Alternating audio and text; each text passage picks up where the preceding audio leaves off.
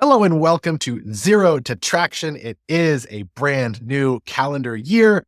We have not been back for, I think it's been a couple weeks. We dropped the ball, and then we had holidays before that, and so it's been almost a month since we've been in the studio. How do you feel about that, Cameron? Well, I don't feel great about it, but you use the term "we dropped the ball," but in the New Year's ball dropped, so I think there's a lot of alignment there. I think hopefully our subscribers will give us some grace as we're not only building the podcast but building some cool things with Traction Lab. So, but good to be back in the studio and looking forward to You our know, conversation. I'm just hoping they noticed we were gone. That's Yeah, all. exactly. That's I just, whether it's they like forgive us or not, as long as they noticed we were gone. Like that's really what that's the mark of success there. I love Well, that. oh, well, this is Zero to Traction, a podcast about how first-time founders create companies at scale. I'm one of your regular co-hosts, JDM, aka Josh David Miller, here with my other, just devolved into Ozzy Osbourne at the end there. You better just introduce yourself, sir. Okay, Cam Law here. Good to be back in the studio, and yeah, looking forward to an awesome discussion here to kick off the 2025 Zero to Traction sessions. Yeah, so you talked about Cameron, like that we got some other cool stuff going on that's taken our attention as we start to get our first fora live for the Traction Labs Venture Accelerator, and some of the conversations that we've been having around founders, because these are all companies that are somewhere on the fundraising journey, right? Because our raison d'être, if you will, is to get them to the next fundraising round, and so we're spending a lot of time talking about that, and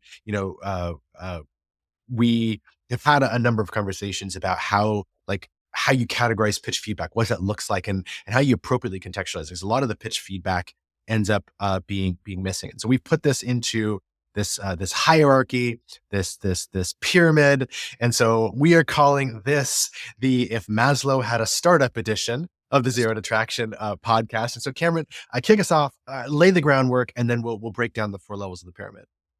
Well, yeah, so just for a little context, like where this kind of discussion came to be was when we were looking at kind of our Traction Lab venture that we're launching here pretty soon. So keep an eye and ear out for some announcements for our first forums. But we were really looking at what drew the attention of the founders that are going to be part of our forum was really this intentionality, not just on like helping you build a better pitch for pitch sake, but really helping you be more investor ready in an investable company. And so as we looked at this fundraising journey, it was taking apart just that, like, you have to have this great, sharp take pitch performance to be successful.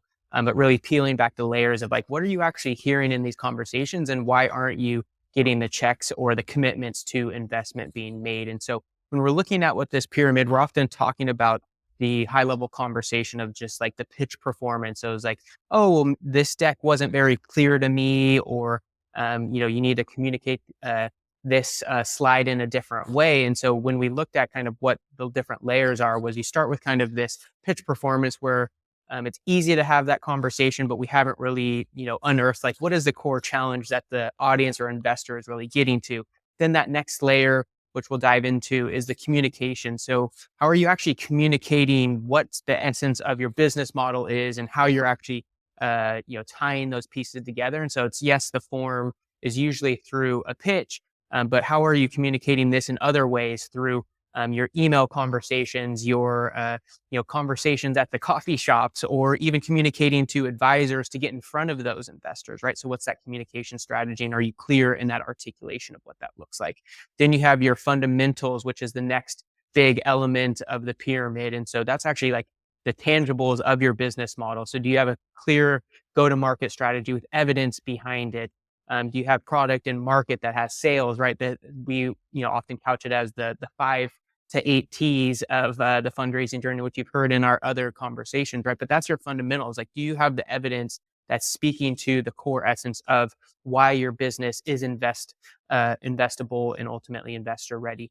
Then that last bucket that we'll dive into here is really, is there a thesis alignment, right? And that's kind of the foundation of, if there's no thesis alignment, you might be pitching someone who has no intention to invest in you, and they just can't even invest in you based on their definitions within their fund setup, right? And so being clear that that could be a filter as we go. And so, as we look at this kind of like hierarchy of needs in terms of this fundraising journey was we really want to change the conversation about just being about the pitch performance and actually pulling apart what those components actually mean in this overall journey. So that's the kind of context I hope for our conversation here. And I'll turn it back to you, JDM, as we dive through it.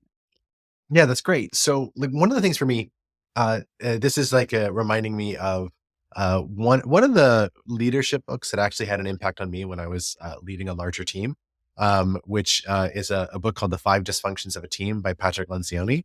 Now, the book sucked. I absolutely hated reading the book. It was written as an allegory, and so it's like this narrative structure to the whole thing. It was highly contrived. It was just totally fucking lame, and I hated reading it. But, it was actually like, excuse me, the 5 dysfunctions of a team is actually a very good concept that if it was written like a normal leadership or business book, I think I would have enjoyed reading it more, but it was still really impactful because it basically set up the structure of like, everybody focuses on results, right? And they say, "Oh, we're not getting results." And the reason we're not getting results, actually, like, that's what everybody's focusing on and just like berating people for not actually, hitting performance benchmarks individually or as a team. And the reason you're not hitting results is because you're not holding each other accountable. And the reason you're not holding each other accountable is because you actually don't have commitment around that which we're going to hold people accountable. And the reason we don't have commitment is because to those things is because we haven't had conflict, like productive conflict around those things. And the reason we haven't had productive conflict around this because we don't have the trust, right? And so the reason, the biggest reason for lack of performance in a team, the lack of results, is a lack of trust amongst the team. It's that old idea that like any team that doesn't have conflict is not a team that doesn't have conflict. It's just a team that's not talking about it. And so like somebody's hearing about it, and that goes to the spouse or the bartender, right? So you want to make sure that it's actually happening in the team because it's the only time you're learning about any of that, right? So it's the same idea here, like that. I think we spend so much time when it comes to pitches, focusing on the idea of pitch performance. And so we set up all these programs, and they're valuable and they have a place. I'm not knocking them; I participate in them all the time. But we set up these programs where it's all about like, let's do this 5-minute pitch, this 8-minute pitch, this 10-minute pitch, and we'll do the Q&A thing. We'll set it up as a competition. It becomes this very like performative thing. So we focus on all that. All of our feedback is on that component of it. Never mind, pitches in the real world are almost never actually like that, right? But the reason that you often don't have good performance in a pitch is because you don't have strong communication around some of those terms and around some of the fundamentals of the business. And the reason oftentimes you don't have strong communication around some of the fundamentals is that, to your point, like the fundamentals aren't there. And so there's nothing there. And then the reason oftentimes those fundamentals are there is because either internally the theory is wrong or your thesis match to investors is completely bonked as well. So it's like it's the same. It reminds me of that, and I'd say that these things actually stack on top of each other. They build on top of each other, and we only spend our time. We could spend 90-something% of our time talking about the top of the pyramid, and the top of the pyramid is I think for me at least, what matters the least. And then the other thing that's interesting is that the feedback and the questions that founders often get from investors or from professionals who spend a lot of time in this space tends to be couched in those performance or communication terms. So that would be something like, "I didn't really understand the business model," right? And so you think like, "Oh, I have a communications problem." It's like, no, you just have a shitty business model. And like that's what we're not saying. Mhm. Most of the time is like, that business model doesn't make sense. And that's because it's not just as a good human being. That's just not what we try to do. But I think to kind of do the final tee up here, this is where it becomes really, really important to understand where that feedback is on the pyramid, just regardless of what term it's used. So like they're saying that they don't follow the business model. Why is that? Is it a communication problem? Is it a performance problem? Like, oh, I just didn't have enough time to whatever. Was it actual communications? Like I just had trouble like getting this out. And if I just had a prettier visual on my slide or something like that, or I just need help talking about this and it would be better. Or is it because like the business model just ain't there? Right.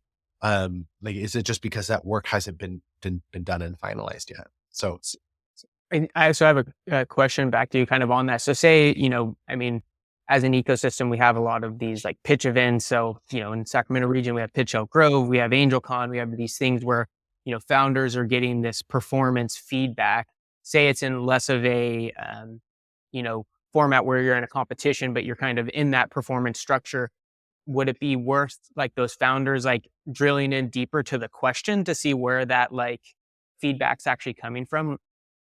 Like, so if like they're getting this performance feedback, like, is it like, oh, can you share more? Like, is it like you don't understand the slide, or was like, did the revenue model not just didn't make sense based on X, Y, and Z? Like, how might a founder control that situation? Control is a strong word, but like to get better feedback to know where that's falling on the pyramid, or is that like a behind the scenes thing that takes place after, like, hey, these are the questions and the conversation that we had. How might we break this apart to see where that actually fell?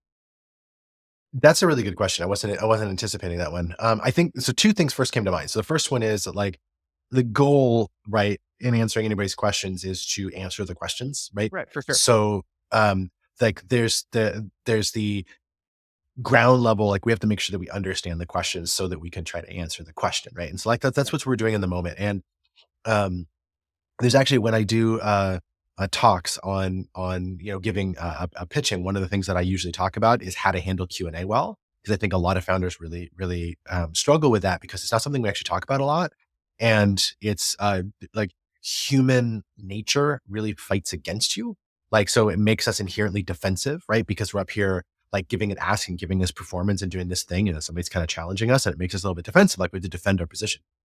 And there's a number of other things that go into that too. So like, there's that whole thing of like, how do we just do the Q&A part of that well? And in order, part of that is understanding the nature of the question too. So that might make an interesting topic for another episode. But it was like how to handle Q&A well. Um, but even in order to do that, the first step is still understanding what the question is. But I think what we're layering in here is that there's actually a deeper level beneath that. It's not just because you don't want to just understand what the question is and figure out how to ask it. You want to understand why it's coming about. Right. And you certainly, I think it'd be really weird to ask, why are you asking me that? Right. For sure. Like your business model isn't making sense. Well, why are you asking me about that? I talk about seeming It's defensive. like, is that what you're actually asking me? Right, exactly. I think what you're trying to say is, where do I sign? Uh, so, I think it's actually probably pretty hard, but I think it's also something that you can get from context a little bit, right? So if somebody says, what did you mean by, or I didn't follow this? I think the most straightforward thing to do is just directly answer that question as simply and clearly as possible. So let's take a business model example. So like if they said, "Oh, I didn't really understand, like, are you like a subscription thing?" Right? So the way that that sentence was structured definitely um, implies like a communication problem there. Um, but if when you say if when they ask a question like that, so you say this like a subscription platform, right? If you don't have a like one sentence way of answering that just right off the top of your head, the problem wasn't communication, right? The problem is you don't understand the business model. And that is not going to be fixed through practice. That's going to be fixed by understanding what the business model is, right? Right. It should be something where in that particular context, you can say, yes, it's a SaaS subscription model. We charge per seat. We charge, this particular user type per seat, right? And Right. like they're done. And if that was all, and it was just something that got messed up in your pitch, okay, you had a performance or communication problem, and you can fix that, and that's great. But if they ask a follow up question to you really clearly and succinctly and directly answering what they asked, then that wasn't really the issue. And so that now we can use that additional context to try to figure out where's this coming from. Because it might just be that that they're asking in those terms because they think that it is dumb or a bad idea. And they want to give you the benefit of the doubt by giving you an out and like saying that maybe I just misunderstood, right? Like if you're in a meeting or conversation with anyone and say, well, maybe I misheard, but they're usually saying you're full of shit and let me tell you why and give you a chance to get out of it, right? That's oftentimes I think what some of that is. And it comes from a good place.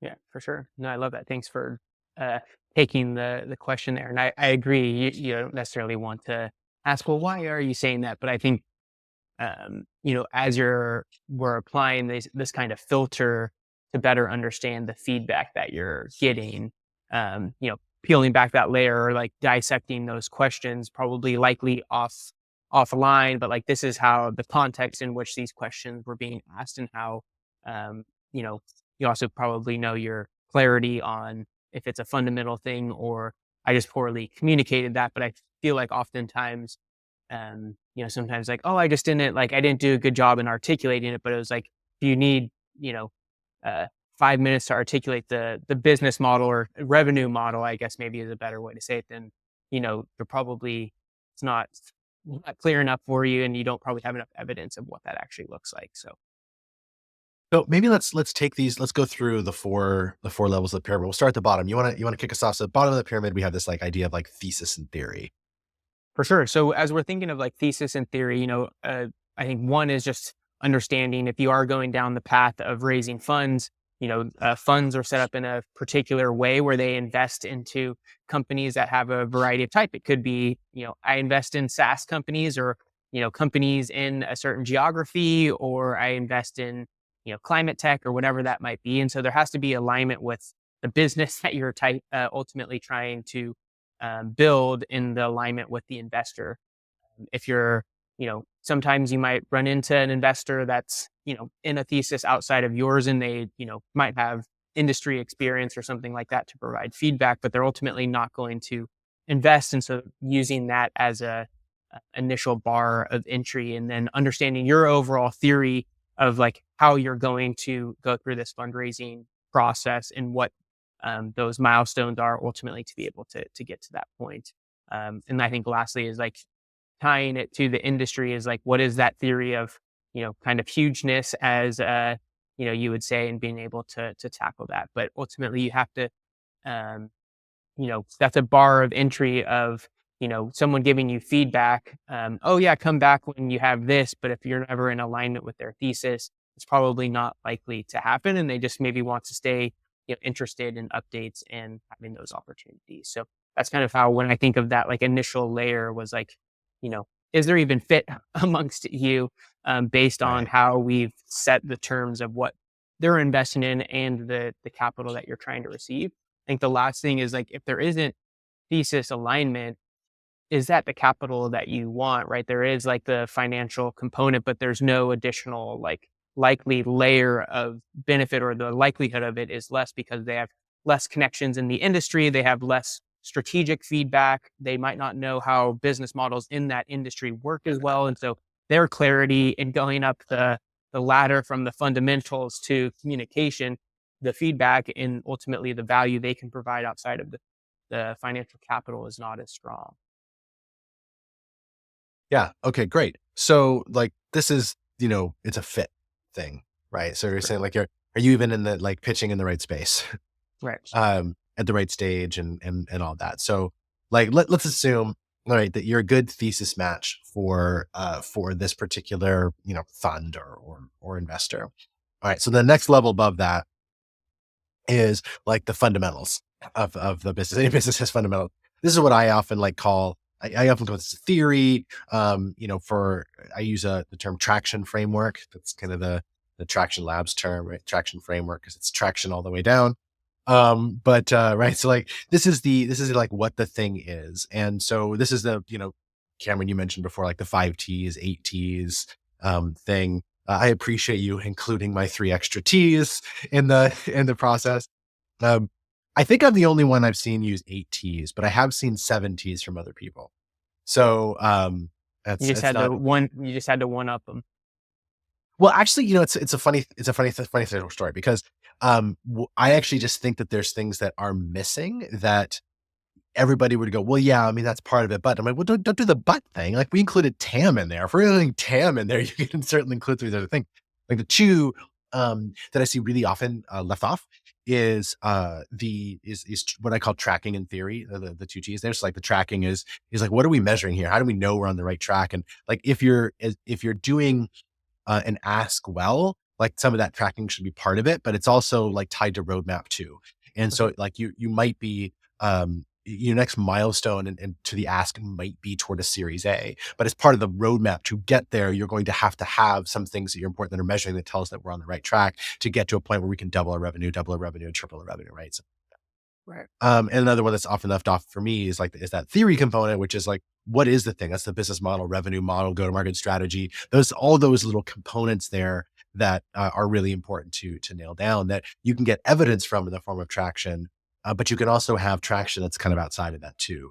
And so I think those two things are important to call out. And then the third one that doesn't fit always and like if you're going down to 5, the third one is terms, which I get why people leave that off. That one isn't mine. I like that one though, because this is like, this is the thesis component. Are you making the right ask to the right people at the right time? Is the dollar amount commensurate with, like, so is the size of the raise like commensurate with the progress that you've made, like, stuff like that. So, Yeah, um, I really see the theory is kind of an overall threading, and then you also have the like tracking and then tied to the terms. Like, I think that those are such a strong component of the like essence of the ask, right? It ties all of the business model to that overall what you're actually asking for. So I feel like that's totally. oftentimes where I think people drop the ball. Like, oh, like it's an interesting business, you have some interesting traction, but like it's not ever tying to like this ask doesn't make any sense, and so it like it kind of overall discredits what you're trying to do because you don't have those connection points. So Totally. I like landing with the 8 T's. So we'll bring in the 3 additional T's into it. So thanks Only for one of which is mine. Only one of which yeah, is mine. there you go. But, or actually that's not true. Two of them are mine, but excuse me. Okay. So anyway, but back to, so like the fundamentals. So like, this is where like, is there like, does the thing make sense? And is this thing commensurate with what you're pitching? And so like, if you're assuming that you're asking the right person, or the right fund for, to contribute to your raise, um, you still need to, like, all the pieces need to be there that are commensurate with that. So this is like, do you have sufficient traction to warrant a $3 million seed raise? Right? Like, do you have the right team to execute on that? Like, next, like if you're raising a series A, right? You should be having attracted talent and retained talent and have that track record of, we've brought in people who aren't the founders and they're crushing it, like C-suite type people, chief product, that kind of thing, chief CTO, maybe, if you made it that far without it, stuff like that. So you like all those little pieces that you just have to have nailed down. And part of that is like, again, like the theory part is the example we always use, like with the question about, your revenue model. And it might just be that it's just not there. Right. And if it's just not there, like, that's the whole thing's going to fall apart, because uh, I think we've mentioned this probably on the show before, Cameron, but like, you and I have this term that we use for people who focus on the communication and the performance aspects while completely ignoring the fundamentals. We call it polishing turds, because that's what you're doing at the end of the day. Just polishing them turds, just polishing them turds. When in fact, to stretch the metaphor as much as we can stomach, we say we want, like, the better, thing to do is to actually take that turn it into fertilizer so you can grow something that's worth communicating about. But, yeah, so that's sort of that level of the pyramid. For sure. I love it. So yeah, and then I think the like next component, right, of the like communication, um, I think I'd love for us to dive in deeper. And if I'm not going to go exhaustive on these ways in which to communicate it, but I think there's so many forms, I think, in which you communicate your business model, right? We often think of the performance of like a pitch deck and the interpretive dance, but it's also the way in which you sit down to coffee with an advisor or an investor and like talk through what the problem is and who you're targeting and how you're ultimately going to make money. And so really honing in on ways that you can succinctly demonstrate what the model is, but also the evidence that you have behind it. And the more you not necessarily have reps, because that ties in more towards the performance, but the more clear and concise you are, it demonstrates that ability that you actually have those core fundamentals. But what other ways? I mean, obviously, there's kind of just the more, you know, we often say the elevator pitch of like run into someone at an event or something of that sort. But I think there's 4 things of when we're building out our data rooms or having people reach out on our behalf. There's ways that we want to ultimately communicate. Where do you see some of that dropping? Um, you know, Founders dropping the ball on that communication, and what are some of the things that stand out for you on that part of it? I think one of the biggest things for me that I see a lot is founders who just don't get enough reps in, right? They don't have enough at bats. And they have this idea of like, um, I want to wait until I want to wait till my pitch is perfect or my pitch deck is perfect before I show it to somebody. Or, I want like, I have this meeting with this important fundraiser. And so, I want to, put all my eggs in that basket and like try to go for that. And what ends up happening at the end of the day is that you have something that was never tested, and then you put all your eggs in one basket, and it's just you're going to fall on your face. You will almost every single time. This is the General MacArthur said, no battle plan survives first contact with the enemy, and Muhammad Ali said, everybody has a plan until you get punched in the face. Um, and the Steve Blank version of that is, no business model survives first contact with the customer. And it's the same thing with a pitch, right? No pitch survives first presentation to an investor, right? Or something like that. And so you just need a lot of at bats. Like if you're going to raise a seed round, you're going to pitch 50 times. Like that's just the way that it is. If you're going to raise a Series A, you're going to pitch 100 to 150 times. And so like repetition is going to become something that's really important here. And it's not about the one pitch or the two pitches. If in your mind, you've got this dialed down to like, this one pitch is really important. I need to nail this one pitch.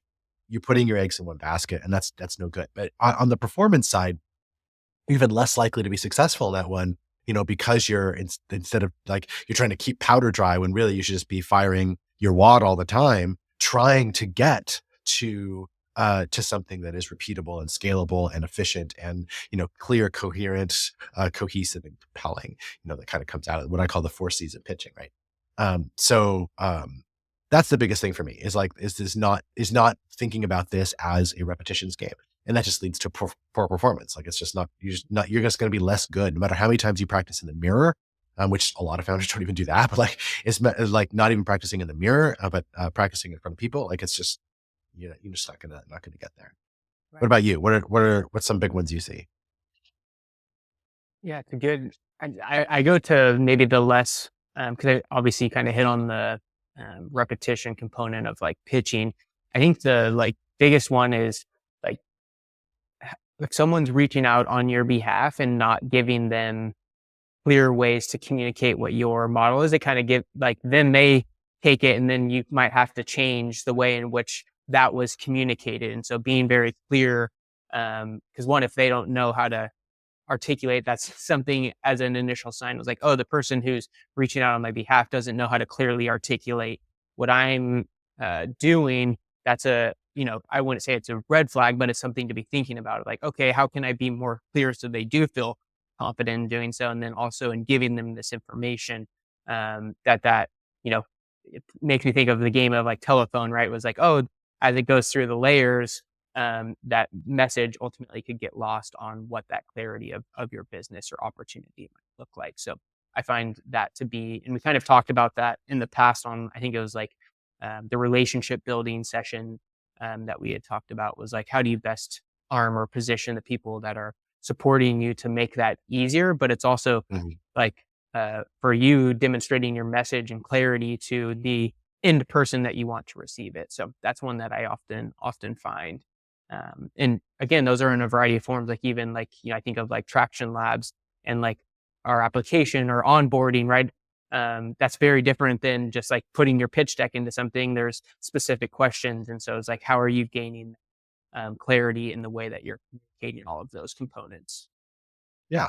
I think I'll add one more communication thing for me is, oftentimes, business models or revenue models aren't as straightforward as we like to talk about them. Like sometimes you have multiple revenue streams and, like, and all that's great. Right. As there are some big asterisks on there, as I tend to think, especially in the early days, that simpler is better. But there are plenty of cases where it just becomes necessary to do that. Or like if you're um, some type of like a hardware software hybrid. And so you sell the components up front, and you have like the SaaS revenue offside. And like, this might be like, oh, we accept, or a SaaS company that accepts annual payments versus monthly payments. And so you do discount for the annual payments, and you might have 3 pricing plans or 2 pricing plans or something like that.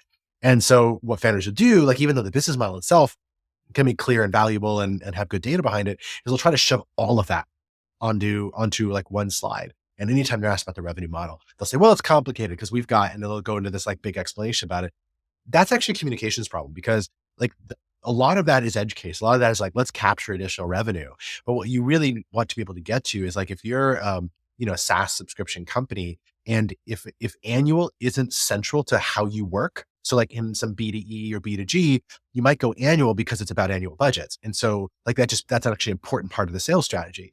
But just giving somebody a 2-month discount on a 12-month subscription is just about cash, like trying to capture the revenue now as opposed to later, because cash now is better than cash later, and churn and all that stuff too. If that's the point, it doesn't matter. Like, it just really doesn't matter. So like, put it as like, this is the amount that we charge per month, and just kind of leave it at that. And nobody cares that you offer an annual discount. So like, we can leave that detail off. And I think there's a lot of ways that you can get what is by definition less accurate, but more clear in your communication. And by being more clear, and even though you're being less at the cost of being less accurate, you're actually much more likely to be compelled. Right. And you can always drill in deeper through like further conversation. Like if someone's bringing up like, oh, well, like, have you ever thought of like discounting? And it's like, oh, like, of course, that's a great, that's something that we've thought about, but the anchor of our model is kind of this, right? And so it's like, it's the conversation becomes more expansive versus like, oh, like, I have lack of clarity. Are you sure you want to do it? And so it leads to like different line of questions and conversations. So Totally. I like it. Well, we kind of collapsed, communications and performance, For sure. together For to sure. that one. So I think we kind of covered those.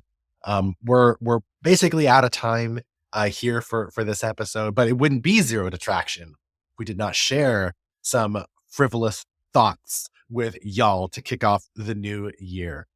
Cameron, do you want to go first, or do you need a moment to think? Oh, I'll take a moment. You take it if you already got it. Yeah, I got something. So my frivolous size, like, for those of you who are watching this on YouTube, you'll see that my background is different. And it's not because I have just changed camera angles. Camera just brought a dog on a screen. I don't know if that's part of his frivolous thought. We'll find out in a moment. But anyway, so I switched offices. It was time to get out of my home office and kind of get out there. And so I'm in my new office, and I've been like trying to do the decorating thing and all that. Like, decorating for camera is very different than decorating in person. Nobody's ever going to see this office but me, or like, camera, you might come hang out, but like, I'm not gonna be like seeing clients here. That's not going to be a thing. So, it's just a very different way of trying to go about it. And I found that like, that part's not so bad, right? Cause you're just limiting the viewpoint. The part that I found really hard is lighting, trying to get the lighting right. And so I have some studio lights, like I have real lights. But I find that I never have enough lights. They're not powerful enough. And all of that is to say that I'm blaming the equipment and not the user of the equipment. And so I know that I have my own deficit here. So, my frivolous thought is just like, lighting's hard, y'all. Lighting for a studio is really, really hard. And if y'all got any good lighting tips out there, you wanna hop onto a meeting and help me out, you are welcome to do that. I've seen all the YouTube videos. It's just the execution. It's hard, y'all. So, I like it. Well, there was I like, I guess in terms of space, obviously I'm in a different space. And so the big New Year thing for me, and probably will have future frivolous thoughts, but was Katie and I have jumped into our kitchen and bathroom, remodel. So this is my parents' lovely home. So we're enjoying being back, and so you got to see Rory, the little pup. But yeah, it's you realize you like speed up to slow down, to speed up to slow down in the process of like doing the design, picking the contractor, and then like these like little decisions of like, oh, well, do we want this 6 inches or 12 inches? And you're like, wow, so all the little decisions along that process. So it's constantly thinking of those things. So that's yeah. kind of been the frivolous thoughts as we think about the nuances of our business model. I'm thinking of the nuances of the little do we want this little header or this little thing? And but it's been interesting to like go into a home that's been we had nice textured walls, and now it's like down to the studs, and you're like, wow, it's amazing how like it's not simple, but how like it's you know it it's not as elaborate as you think it is. It's just wood and all these other materials. It's nothing like rocket science, but it's really interesting to But see it at the core. I'm curious, like, since you talked about all those little decisions you have to make. Mhm. So have you and Katie been, like, in good alignment about all those, or have you had, like, really big disagreements on the backsplash? No, we've had no real disagreements on it. I think we've had a lot of alignment along the whole process.